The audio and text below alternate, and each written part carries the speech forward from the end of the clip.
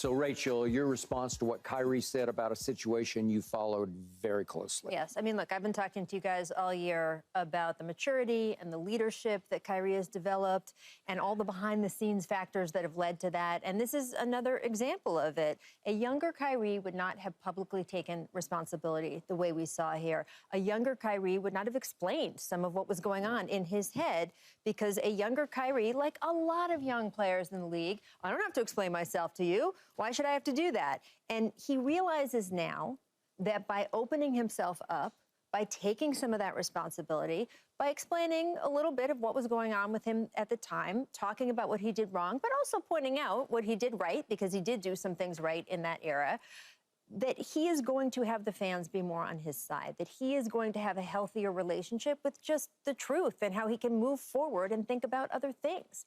And I think that's super impressive, and that is setting an example for younger players, not just in the court, not just in the locker room, but when he stands up there and does something like that, that message is his whole team. It's not weak to explain yourself. It's not weak to talk about what's really going on. It actually engenders you to not just the fans, but the basketball community. This, for me, is not about the Boston Celtics players, because really it was Tatum and Brown are really the only two. Maybe Al Horford might have been in that mix. I'm not 100% sure. But those are really the only two, and they have a great relationship with Kyrie still to this day.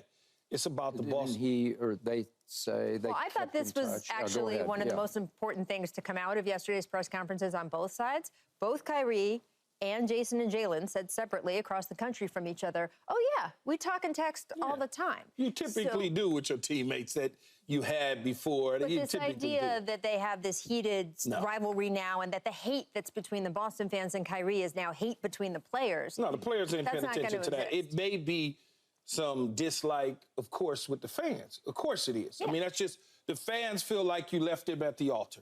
That's fine. Yep. That's the way it is.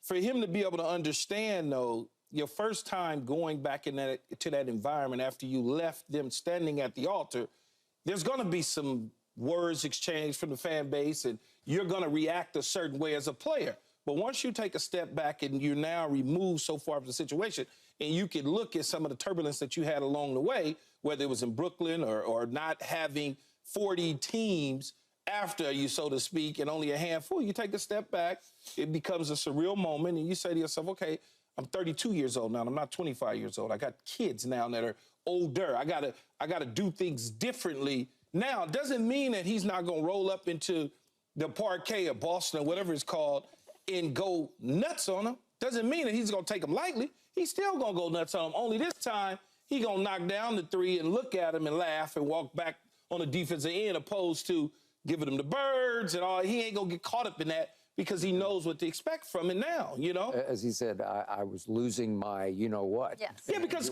Skip, man, when you have somebody talking to you reckless and crazy, when you, especially like Rachel said, when you're young, what? I don't need to explain nothing to you. You talking to me like I'm a kid, even though I am young, but I'm not your children. I'm not your child. You're not gonna treat me that way. But when you're 32 years old, you 40 years old, 50 years old, you know how to just kind of let that just go right over your head and keep it moving, because I'm going to hurt you a different way. Yeah. So that Kyrie we just saw, the one I watched last night several times, has turned into me to the best interview in all of sports, because he's got some newfound peace. So he used to have that sort of defensive edge against the media where it's always like suspicious, like, well, why are you asking me that? Or why should I have to explain myself, as you said, about that or that? And I don't let me cut you off, but one of the reasons that you get like that, though, Skip, is you got to think about the cities that he played in where that became an issue. Boston and New York. It did. He in Dallas, not a small market, but he ain't got everybody trying to beat the next person for a story and try to get you to say something. Yeah. That's that New York, Boston stuff. Not that the Dallas media is not competitive, because it is. I'm not saying they're not. I'm not saying that the Clarence Hills of the world are not. There's no tabloid with a back page. Yeah. So you as a player, you walking in, and you already know Skip Bayless is up to something. He's in New York. He's up to something. I gotta. You know, it's just true. I see Rachel Nichols walking up to me in New York. I'm like, Okay, here we go. No, I was good news. I only came when it was a big game and a player was doing well. So guys used to say, oh, you're here. That means But like you said, though, Skip, it's one of them situations. It was a different guy now. Yeah. It's a different guy. So you have balked occasionally when it's come up on the show, this whole concept of he's grown up. Well, it's not like he was a child before, but he has grown. Let's take the up off the end of it. I think he has grown because he said a couple times yesterday, I have grown since then. Is that fair? That's it's very fair, but all of us. Criticizing Rachel covered me. Rachel covered me when I was young. And she works with me now. Ask her how I was when I was young. And then over the years, you know, you just, it's natural for any of us, man. We get older. It's not like you lost your fire, because you haven't lost your fire. Or you. No, but I know how to approach things differently. You know which battles to pick. Yes, and which absolutely. not, right? Yeah, some things is, like Kyrie said, there's a lot of things other than sports that's going on in the world that we need to pay attention to. You pick your battles. You just do. You just do. What I love the most about Kyrie is he is deep smart, as you know. You want to talk about IQ and wealth of knowledge and width and breadth of knowledge. This is, there are lots of thoughts deep down in that psyche, and he's starting to share a lot of them in a good way, because they kept spilling out the wrong way and they'd be taken the wrong way, and we know what kept the wrong way sometimes. That is correct. And he's not careful not to do that as much anymore. He is. And so I just appreciate listening to him, because he is the biggest reason they are there. He just is, because he had to go way out of his way to figure out how to find his place with Luka, because it was not easy. And you have to humble yourself a little bit in Luka's eyes and presence to try to make him feel like you're the man. I'm 1A or whatever. Jason Kidd said it a couple of games back about, oh, Kyrie's very content being number 2 or 1A. Well, deep down, he probably isn't, but he realized that's the only way to make this work, because he is the leader of this team. Yeah.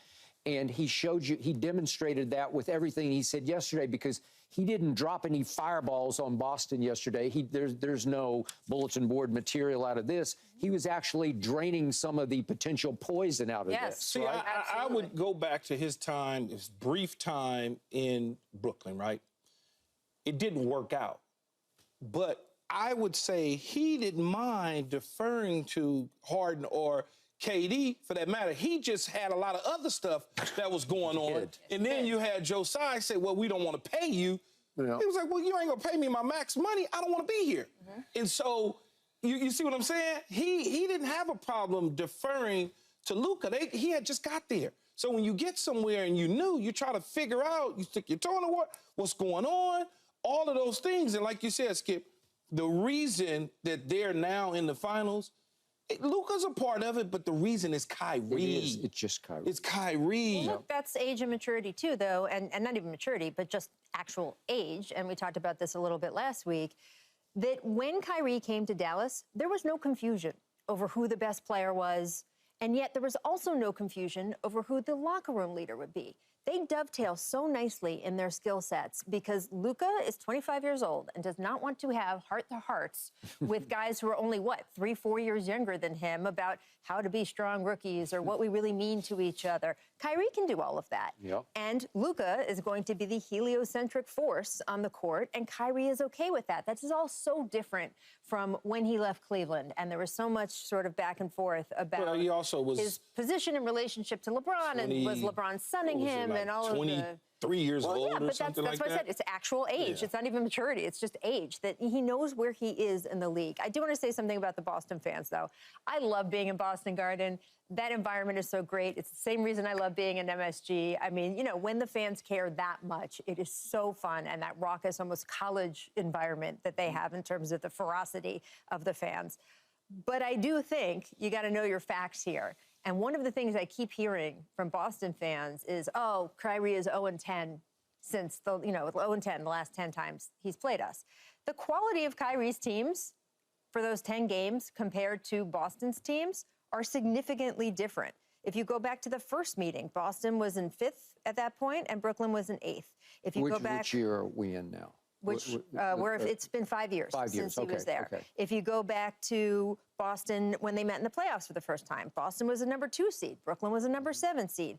Boston was a number 1 seed the next time. Brooklyn was an 8 seed. So you can't blame Kyrie, and the list goes on and on and on. Even in Dallas this year, those 2 wins, it was before they had this new lineup, and at the time, Dallas was an 8 seed, and Boston was, of course, record-setting number 1 seed. So I just don't think you can blame him entirely for being 0-10, and that's a stat that I'd like to kind of see go away. I thought he has been back. You know, he went back with the Nets for the playoffs in 2021, and they did win one of those games, and then they won twice in 2022 there in a playoff game. So he's played 4 playoff games since he left Boston.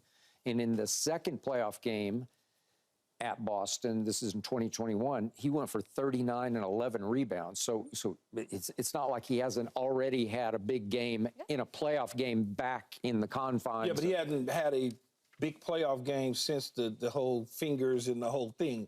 I don't think, the whole... It wasn't multiple fingers, Keyshawn. Well, I don't get... I'm trying to explain to you how this works. I'm trying to, figure out how to say it the right way.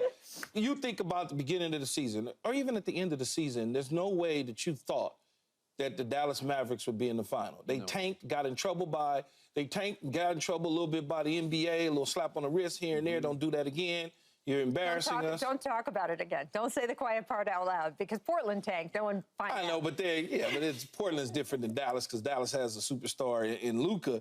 And then part of that, they get lively. And even this year, you didn't think that they would do what they've done. No. And then they take out the number 1 seed in OKC. Then they take out Minnesota, in a team that took out the champions in Denver.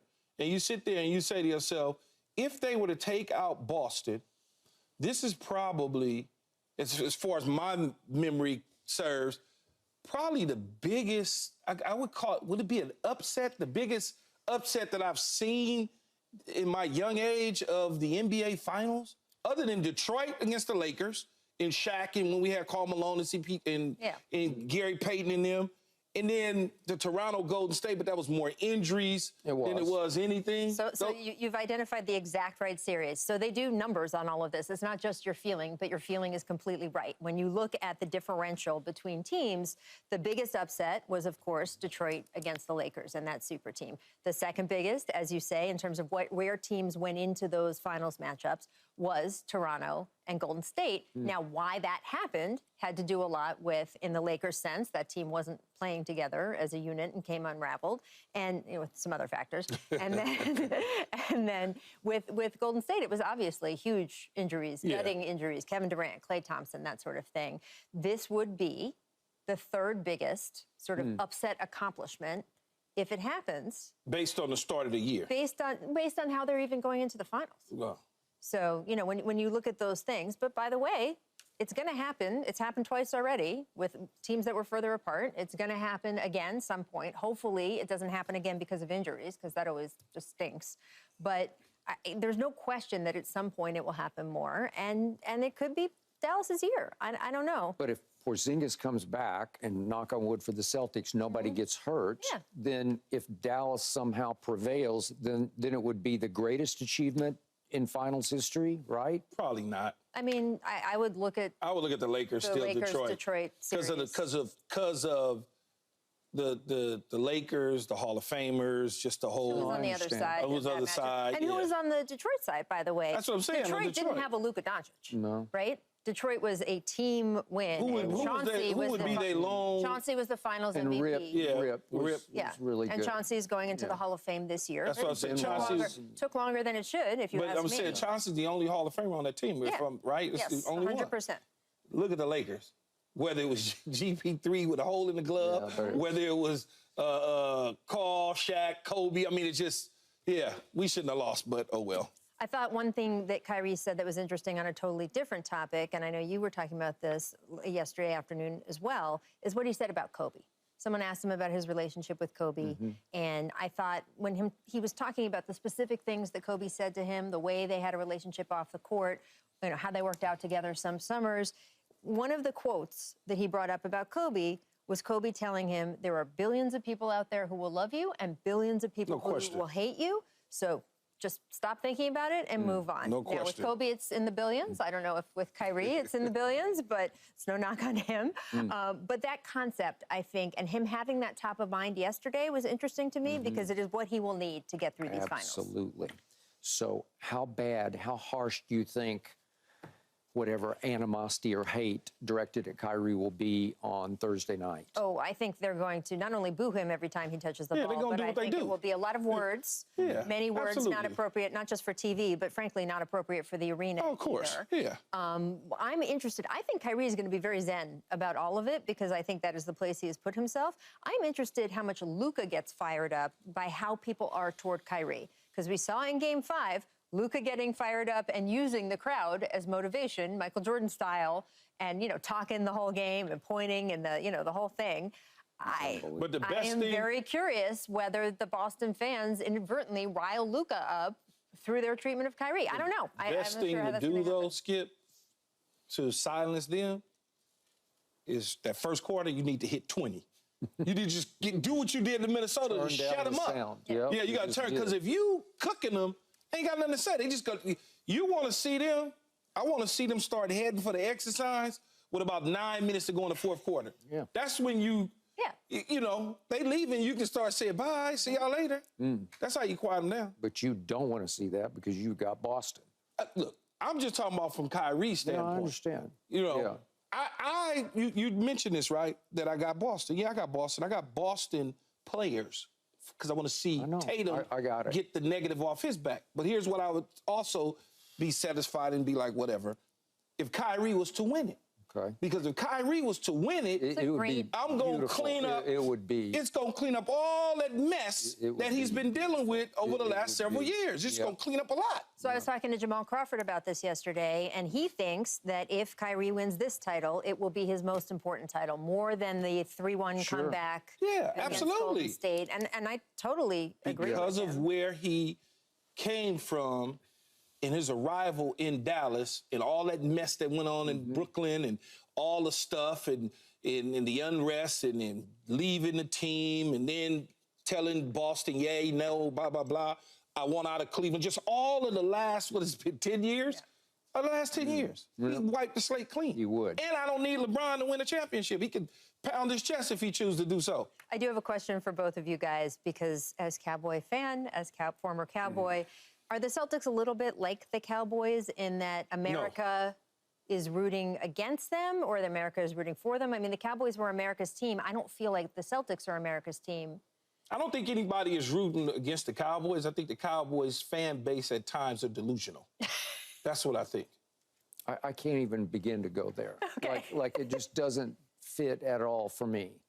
And plus, I keep telling you, this Boston team is extremely likable across the board, all of them. Seriously. Yeah. Because I'm rooting against them because I got Dallas, but I'm finding it hard. I can't root against any single Boston player and say, he's just a bad guy. Yeah, He's a bad... I'm rooting for the players. Yeah. The Cowboys, they make you mad because of people like Skip Bayless rooting for the Cowboys, and they just, But they're also America's team. I didn't know where the Celtics fell on that. I wouldn't say. I wouldn't even know who America's team would be in basketball. Well, right now, I think it's Dallas, don't you think? I don't know. Do you think there's an emotional... I mean, I still think the Lakers are it, man. Yeah. No, I agree. Yeah. Yeah, I would probably say the Lakers. And by the way, just a quick point of order about the Pistons shocking your Lakers back in, what was it, 2004? The Pistons had one other Hall of Famer on their bench, and that was Larry Brown. Yeah. He was a the big coach. deal. Oh, 100%. He was a Yeah, big we come on, man. Call hurt his hamstring. Oh, Yeah, please. well, okay. Thanks for watching, Undisputed fans. Do you want more highlights from the show? Make sure to click that subscribe button for all the exclusive content from Undisputed.